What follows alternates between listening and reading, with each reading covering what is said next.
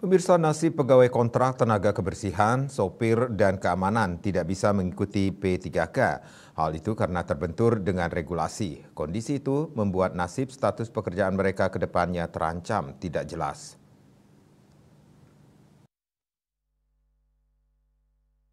Hingga saat ini belum ada kejelasan tentang nasib mereka ke depan, mengingat secara regulasi untuk tenaga kebersihan, keamanan, dan sopir tidak bisa mengikuti rekrutmen PPPK.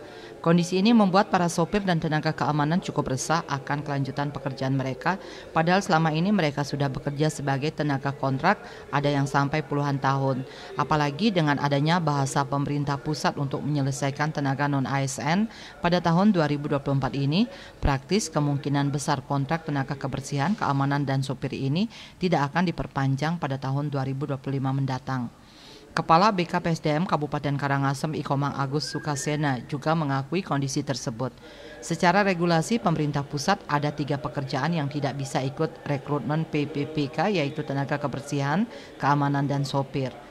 Sukasena mengatakan pihaknya masih menunggu regulasi terkait bagaimana nanti tentang kontrak mereka pada tahun 2025, mengingat sebelumnya ada bahasa dari pemerintah pusat untuk menuntaskan pegawai non-ASN pada tahun 2024 ini. Eka Parananda, Bali Pos melaporkan.